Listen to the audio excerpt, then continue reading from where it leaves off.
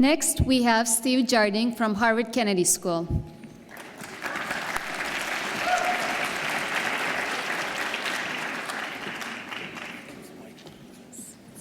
Which one?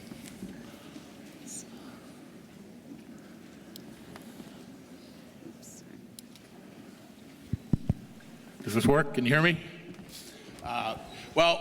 Welcome. First of all, thank you to the organizers. What a terrific concept. The idea that we're trying to bring people together here at Harvard at a time when it seems like most of the world is coming apart, not together. And I'm giving my last lecture at Harvard. If I had to give a last lecture, this would be the place I would give it. Because the last lecture for someone who teaches in government is, we need your help. We need your help because if you haven't noticed, government's not working very well in most parts of the world, including this part. And I take that very seriously, and I'm very saddened by that, because if you look at the world today, think of this. In 1900, we doubled our knowledge as a human species every 100 years. By 1945, we doubled it every 25 years. In 3 years, we will be doubling it every 12 hours. It's not a lack of ability. It's not a lack of knowledge. And yet, look at the world today. We've never had greater problems. Never. Global warming, income inequality, depletion of resources. We're running out of soil. Not literally running out, but the soil we have is dying.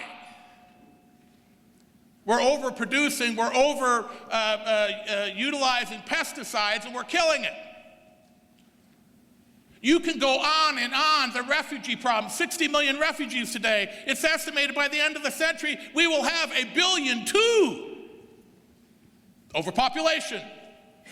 Science tells us the world can sustain about 5 billion people comfortably. We're at 7.5. In 2017, by 2083, we'll top 10 billion. What are we going to do? The problems go on and on and on. But we have the intelligence. I think we don't have the will. I think the problem is every one of those situations, every one of those problems I just outlined were created by governments, by their actions, by their policies, by their regulations or their lack of regulations. Every one of them. But government is not solving those problems. And you know why? Because good people like you aren't getting into government. It's true. You have a responsibility. This is the best and the brightest. That's why I would want to deliver this lecture here. Because if you don't do it, I fear that it will not get done. We need leaders in every walk of life. In education, in medicine, in law, all walks of life. But none of those has the capacity to impact the kind of change that we need in the world today. Not alone they don't. I did not mention business. I had a student come to me, he was an American student one year, and he said, Professor, he said, I took your classes, your campaign management course, your media training course. He said, I'm probably going to run for office. You've convinced me, you've inspired me. But he said, I want to ask you one thing. He said, why not business? He said, let me give you an example. Why don't I strive to be Bill Gates? I'll become Bill Gates and do what Bill and Melinda Gates are doing, giving their $90 billion fortune to humanity. He said, what's wrong with that? I said, there's nothing wrong with that. But there's two problems with it. The first problem, I said, is you're never gonna be Bill Gates. Okay? Right? He looked a little upset, and I said, I'm just being honest, but okay, you're upset. I got a crystal ball. The crystal ball says you are gonna be Bill Gates. In 50 years from now, over your working life, you're gonna have $100 billion. $100 billion. And you're gonna give it away to better humanity. I said, well, here's the second problem with your theory. I said, son, do you know how quickly, again, he was an American kid, do you know how quickly the US government spends $100 billion? He said, no. I said, unfortunately for you, I do. With what we spend off budget, on budget, deficit spending, it takes about 3 days for the US government to burn through $100 billion. So I said, you can tell me government sucks, you can tell me you don't like politics, you can tell me that this is a tough profession, but you cannot tell me that politics, governing, is not the one profession ever devised by humanity that has the capacity to affect change in major ways. Nothing else comes close. But here's the problem. I'm speaking to the best and the brightest. Most of you will go on in a career and make a lot of money. You'll do well. I can't begrudge you that. God knows what Harvard charges are going to have to make some money. Right? I get it. But think of the moral obligation. As human beings, Horace Mann said, we should be afraid to die. We should be afraid to die if we have not left humanity better than we found it.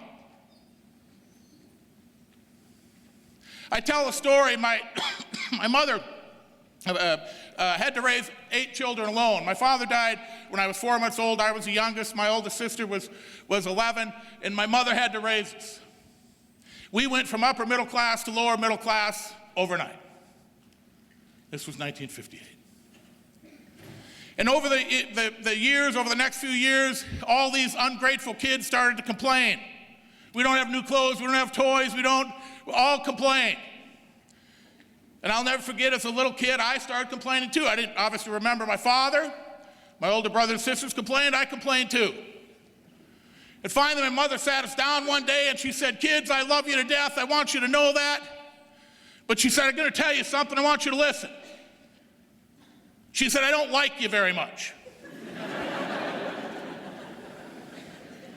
That hurts when mama says that, right? She said, I don't like you very much because you think that your life is dictated by death, the death of your father. She said, it's not, kids. It's not the worst thing that's going to happen to you in this life. Death, illness, divorce, bankruptcy. Life is going to throw things at you. She said, those are nothing compared to this one thing. The one thing that is the worst thing that could happen to you is on the day that you die, the last day that you breathe air on this planet, if you cannot look back and say, the world is a better place because I walked upon it. She said it'll be the loneliest feeling you could have.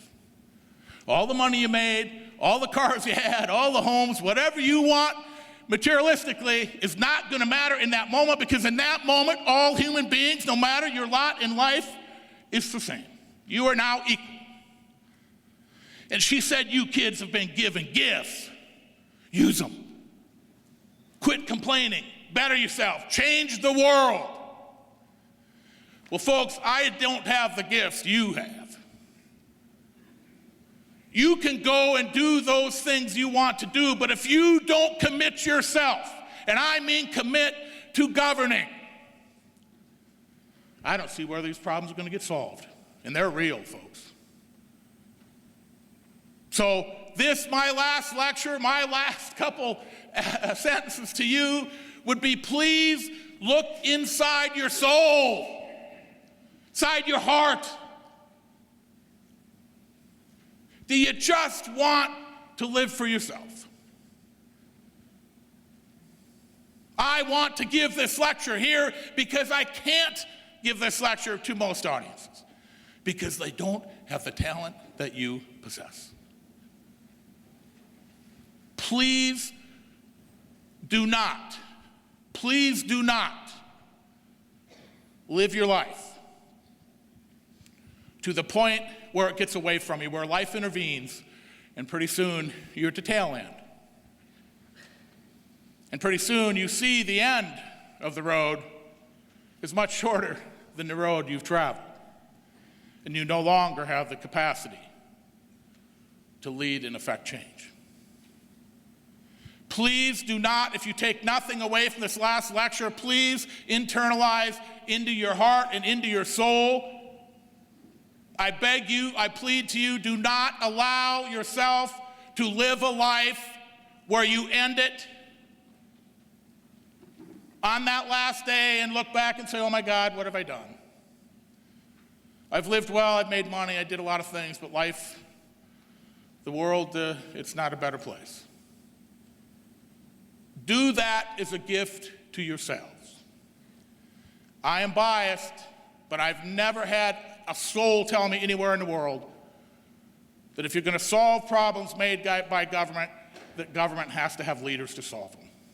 Our problem is nobody wants to be that leader. Please rethink it. Please be that leader. Thank you, and go change the world.